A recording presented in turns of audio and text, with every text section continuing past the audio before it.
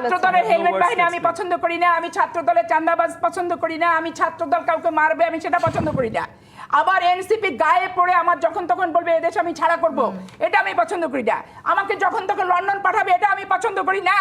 আমি ক্ষমতায় আসার আগে বলছি একদল খাইছে আর একদল খাইতে আসবে, এইটা আমি পছন্দ করি না। আমাকে এখন সারাক্ষণ অন্তর্বর্তীকালীন সময় থেকে বলতেছে যে একটা গেছে দিল্লিতে আর একটা যাবে লন্ডনে। এই কথাটাও, এই কালচারটাও, এই ট্র্যাডিশনটাও, এই মন্তব্যটা আমি পছন্দ করি না। আজকে বিরোধী দল এনসিপি এবং জামাত ইসলাম আওয়ামী লীগের ট্যাগটা আমাদের গায়ে লাগানোর চেষ্টা না করে নিজের গায়ে অলরেডি জনগণ লাগাই দিচ্ছে আপনাদের গায়ে। যে আপনারা রীতিমতো এত বিরোধী দল যে এত স্বৈরাচার হতে পারে, এবং বিরোধী দল যে এত অসহিষ্ণুতা হতে পারে, এবং বিরোধী দল যে রাষ্ট্রকে অস্থিতিশীল করার জন্য এত কনস্পিরেসি করতে পারে, এত বাজে কথা বলতে পারে, এবং এত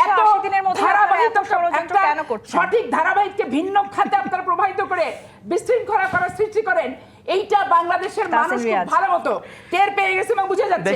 38 জন হত্যার কথা বলা হয়েছে, 38 জনের হত্যার কথা উত্তরটা দিতে হবে।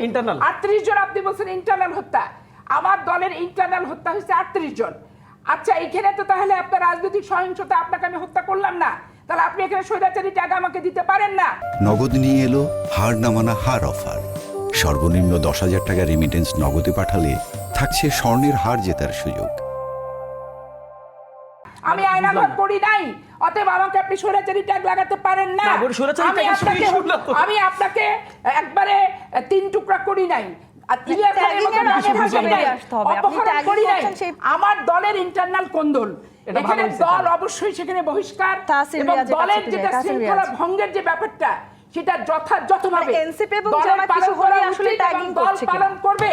আমি তাহসিন রিয়াজকে বলবো নিজের চরকায় তেল দেন, দিলাম নিজের চরকায় তেল দিলাম। রাষ্ট্রকে গঠন আমার একটু বলতে দেন, আপা আমাকে বলতে দিতেছে। জনগণকে ব্যাড মেসেজ দিবেন না, যে মেসেজটাতে জনগণ আপনাদের বিরোধী দল দায়িত্বশীলতার জায়গা থেকে আপনাদের দায়িত্বহীনতার পরিচয়। এবার একটু নিজের চরকায় তেল দেই। আপনি যেহেতু বলছেন, উনি অনেকক্ষণ ধরে আমাকে অ্যাড্রেস করতেছিলেন, দেখেন আমি কোনটার জবাব দিব আমি খুঁজে পাইতেছি না।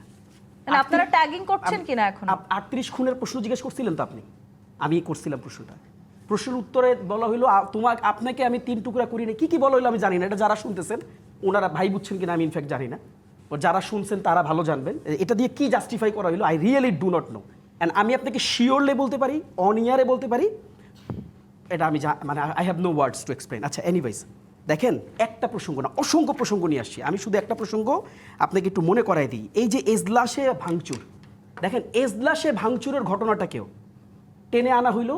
নিন্দা জ্ঞাপন করছি, বিচার চাইছি। আপা আমি বলবো না, আপনি বলেন। ফুটেজ দেখতে বলছি না, আপনি অপব্যাখ্যা করতে পারবেন না। আমি তো ব্যাখ্যা শুরুই করিনি, আপনি আমাকে অপব্যাখ্যা করবেন, আমার মন্তব্যের অপব্যাখ্যা আপনি বলেন, আমি বলবো না, সমস্যা নেই। আপনি যেখানে অপব্যাখ্যা করবেন সেখানে আমি কাউন্টার দেব।